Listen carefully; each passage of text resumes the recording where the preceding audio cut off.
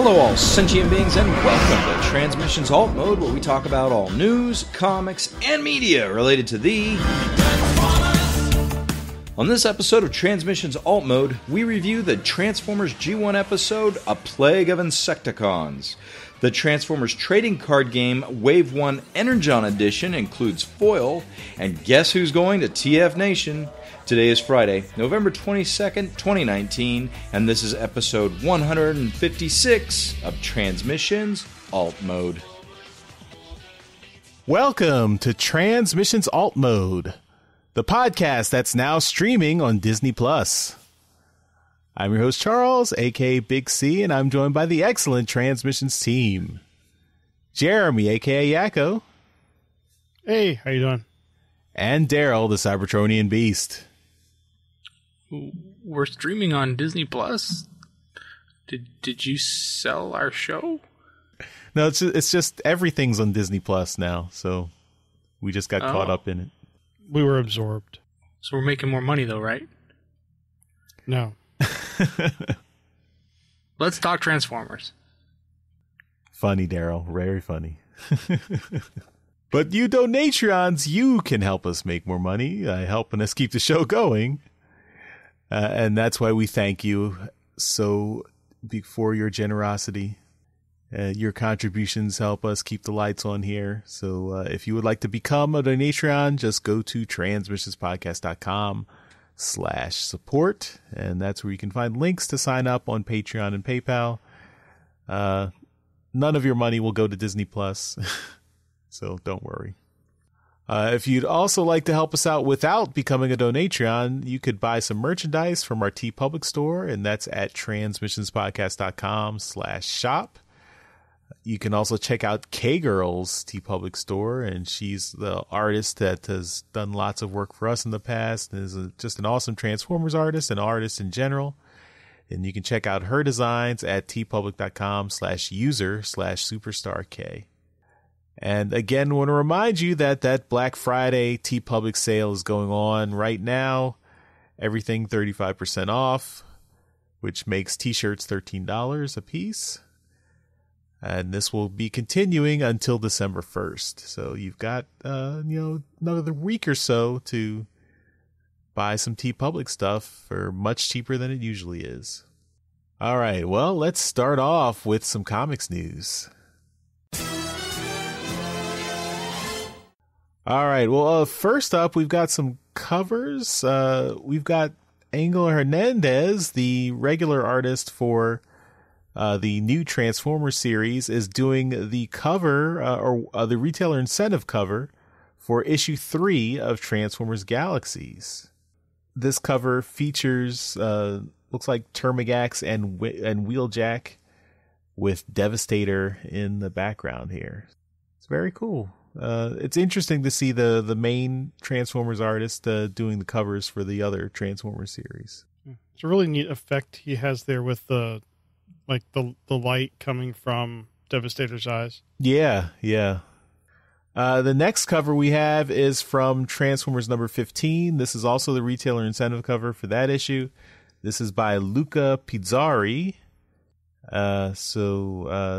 This issue should hopefully be out very soon. It should be out in November, but given that it's we're going into the third week of November here, and I haven't seen it yet, but this looks cool, and this looks like we're finally getting Decepticons now. Megatron and Shockwave are interesting things happening. It looks like things are finally heating up on in the main Transformers series. So looking forward to that. And our last bit of comics news. So if all you HasLab Unicron backers out there, you should check your email because they have started distributing the codes for the Comixology digital download of the Transformers the Movie IDW adaptation with the exclusive cover by Andrew Griffith. So that is now available, and you should get a code in your email, and then you can redeem that on Comixology for your comic. Also, IDW does allow you to download PDF and CBZ backups from Comixology, so you can download a PDF to read offline. Have you checked that? I have. I did download that, so I downloaded it and made sure it was possible, so I have that. Yeah. I was just wondering because that was a special book. Yeah, I mean it was just like everything else. You could I guess only Marvel and DC don't let you download the PDF backups, but all the other Image used to and doesn't anymore. Okay. All right, well, that's all the comics news, so let's move on to our review. And this week we don't have a new IDW comic, so we are going to do a classic G1 episode review. This is G1 Season 1, Episode 15, A Plague of Insecticons. So this is a classic G1 episode. This is the introduction of the Insecticons. We're going to discuss our thoughts about, what happens when idento-computers turn regular Decepticons into insects. So this is a fun episode. Of course, it plays a little bit fast and loose with physics, but it's still fun. Introduces some new Decepticons, and gives us some new characters to play around with. We start off in Bali, and some travelers are going through the Demon Swamp. They've got some grain they just harvested. I guess they're taking it to market. I don't know why the Demon Swamp is their fastest way to get to market to sell their grain. But as they go through the Demon Swamp, they are attacked by 3 giant robot insects. These robot insects steal their grain and eat it. And the humans are they say, "Oh well, we got to get away. We just hope these insects don't find our farm." And the insects say, "Farm? Ooh, more food. Let's go." So the humans naively lead their evil robot insects directly back to their farm. I'm left wondering what these Insecticons were doing for the last 4 million years. That I guess maybe they just woke up and realized that they could eat and feed on grain. So it's interesting here, the idea that these insects, they don't like consume normal, like they're like all the other Transformers and Decepticons in particular were stealing oil and converting that to Energon. But here these guys appear to be able to convert just regular plant matter to energy, just like we do. People and all animals, that's how we convert food into energy. Back in if you remember your high school biology class where they talk about how your body breaks food down and creates energy from that. So apparently the Insecticons idento-computers modified their bodies to be able to process organic matter and turn it into energy. As the robot insects start attacking the farms, this alerts the Autobots, because I guess they have alerts for any robot activity across the world. And Bali apparently sends out a distress signal to come get some aid. The Autobots do go there, and they confront the Insecticons. The Insecticons immediately, even though the Insecticons they have not joined the new Decepticons on Earth, but they do know the difference between Decepticons and Autobots, and they immediately say, "Yeah, we don't like Autobots," and they proceed to kick their ass.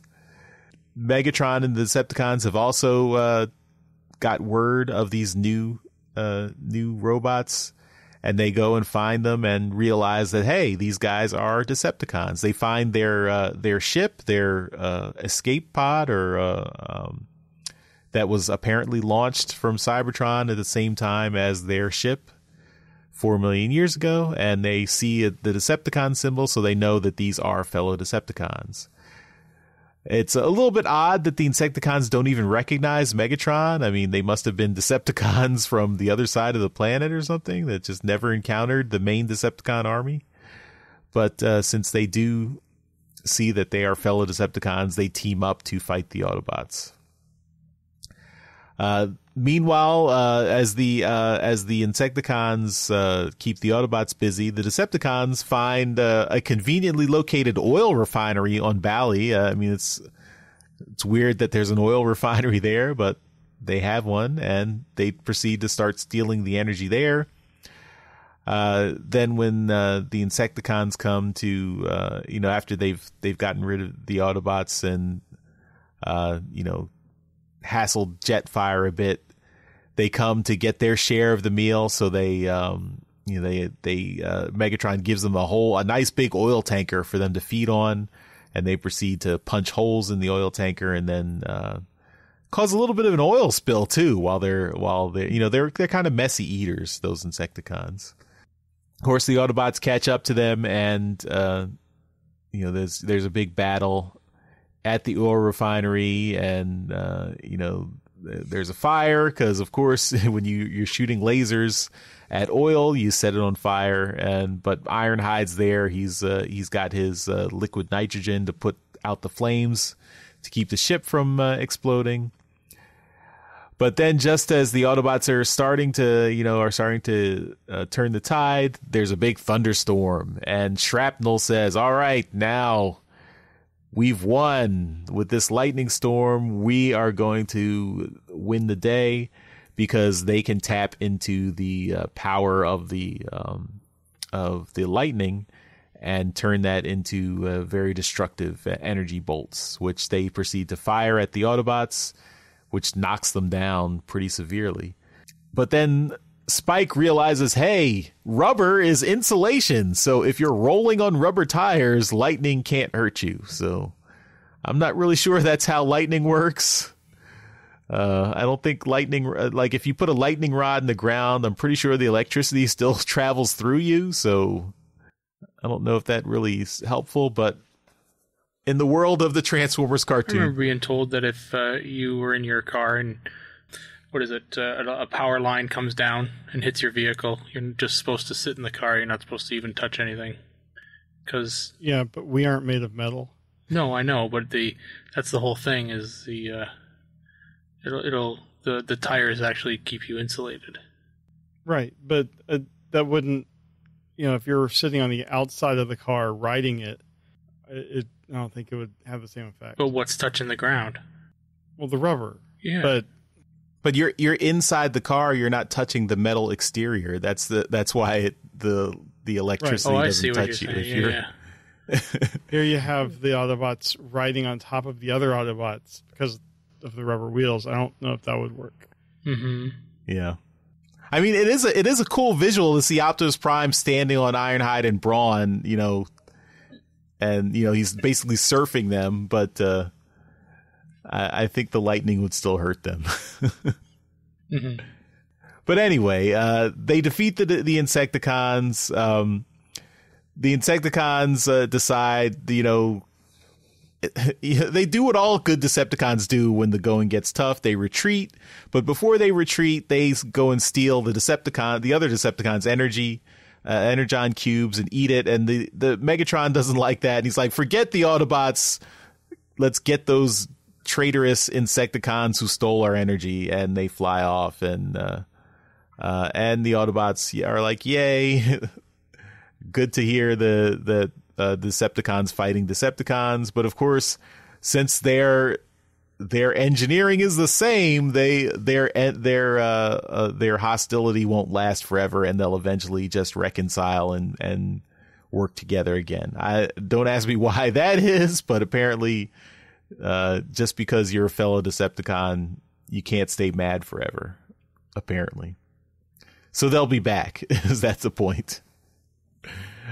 And that's the end of the episode. So I guess one thing I didn't mention was that the Insecticons do show off some powers. We know Bombshell has his Cerebro Shells. He doesn't show off Cerebro Shells in this episode, but Shrapnel does have some laser control beams that that he can use to take control of other machines, which he does this to Sunstreaker and Sideswipe and basically puts them on a ramming course for the other Autobots. Trailbreaker also gets to use his force field several times, so he uses it to actually block Shrapnel's controlling power. And then the Insecticons also show off their cloning powers, where they can basically use the energy they collected and bits of metal and turn them into clones of themselves, so that you can have a swarm of Insecticons just consuming and consuming. So Daryl, what did you think of this episode? It's fun. I enjoyed it. I think Optimus Prime probably gets my vote as the best character in the episode. He had some really fun lines that I enjoyed. I think Sideswipe at one point was trying to drill through a mountain to go underneath some people, and Optimus Prime just told him to step back so he could drive through it. So he drove through and pounded through the other side of the mountain. Sideswipe weakened it up for him. Sideswipe softened it up for him a little bit. Of course. But I think the best part was probably when Optimus Prime and Megatron were fighting in the water with the boat, and Optimus just picked up the entire boat and threw it at Megatron. I don't know what Optimus was standing on, but he lifted the boat out of the water and then threw it at Megatron. I thought that was the funniest bit. Yeah. It was a fun episode. I liked it. This is probably, I didn't confirm it, but I'm assuming this is the first ever appearance in the cartoon for the Insecticons. It seemed like that was the case. And yes. That was, this is a typical kind of first appearance episode for any kind of character. You get plot armor and any kind of other devices that they can kind of give them to kind of show how awesome they are, because we're selling toys here, people. We got to make them seem awesome. And yeah, so everything and anything that these guys can do, they're going to do in this one episode. Next time they appear, though, who knows what they're going to be able to do. Likely not any of this. But yeah, because I don't remember any of these other powers, like Shrapnel being able to control other things. I don't think he ever used that again. So, yeah. I think Kickback probably was kicking things. He kicked a lot of things in this episode. I think he still kicks things in future appearances. Likely. Jeremy, what did you think of this episode? I thought it was fun. I'd forgotten that there was like the Transformers version of the Fastball special. Mm. Oh yeah. There is the animation error where like Optimus Prime is in robot mode, and then the next frame he's in truck mode, and then robot mode again, like right before there. But it's G1. The force fields didn't really look like force fields when they were like having Trailbreaker use the force fields to break the mind control. But I don't know. It was a lot of fun. I don't know. I always forget just kind of how much I like G1 Optimus Prime. He's so youthful sounding. Yeah, he's not so grim. He's definitely got a much more like, he's an optimist. Yeah, exactly. Wah wah. And his interactions with Brawn I thought were some of the best in the episode. So yeah, I thought it was a great episode. All right. Well, yeah. So this was A Plague of Insecticons, the introduction of the Insecticons into the Transformers G1 cartoon. It was interesting to see like they're like, I guess, in the comic we had a lot of we had established how the Ark was modifying different Transformers to be like, for the Dinobots to be be animalistic and everything. And here this was our first kind of hint that some of the Transformers technology would adapt some of the Transformers to be like animals, like insects. Like it's just a throwaway line, but it's interesting that they thought, they landed on Earth, they landed in a swamp, so they just made them insects because their computers said, insects around here. Yeah. And we get Shrapnel's distinctive speech patterns with his repeating his lines over and over again. So that becomes a feature in future appearances. Yeah, that's true. Yeah, I don't know. Do you think that these guys? I mean, are they? Do you think the Insecticons are underutilized in the show? Like maybe not this episode, because they're definitely not in this episode, but in future episodes they're underutilized. I mean, they only show up in I think they only show up in a handful of episodes in season 2. I mean, there's the ones I remember are there's one where I think they're the central focus because they consume some energy and they're about to explode and kill everyone else. And then the episode with Nightbird, because Bombshell's the one who basically modifies Nightbird to make her a Decepticon agent. Right. Then I don't really remember them being in much. I'm sure they were in other episodes, but I don't really remember them being in other episodes. And then in the movie, they're kind of just cannon fodder who they get blown away, and then later, remodified into Sweeps or Cyclonus, depending on your point of view. Sure. The if they had actually used their powers or whatever in the movie, then it would have been a whole different story, right? Right. You're gonna have hundreds, hundreds of them. Yeah. There was the one episode where didn't Bombshell he mind controlled Mirage, and they thought Mirage was a traitor or something like that. Mm-hmm. That was one episode. So did you mention the one where Optimus used Megatron as a gun? No, that's an Insecticon episode too. There's a half dozen of them. But I guess on the episodes where they're not the main focus, they're not really seen hanging around very often. No. I guess in that sense they might be underutilized. All right, well, that's our review of A Plague of Insecticons, and again, all the G1 episodes are free for streaming on TubiTV.com, and I think that we verified that works in the U.S. and in Canada. It might work in other places. Yep. But yeah, I mean, you only get, I think you have to watch maybe one or two commercials, but other than that, you can watch all the G1 episodes there. So if you don't already own the G1 episodes on DVD and you haven't, don't have access to them any other way, that's a good quick way to find them. Yeah, and they have more than just G1. They have a ton of different Transformer series. Yeah, that's right. I think they have animated. I think they have Beast Machines. They have all the Armada, the Unicron trilogy. I think they have all three of the Unicron trilogy: Armada, Energon, and Cybertron.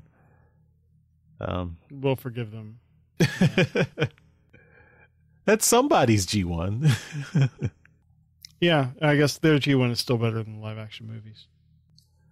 All right, let's move on to Transformers media news. All right, in media news this week, we've got two songs from that sing-along video. The first one is Stronger by Ours and Jimmy Necco.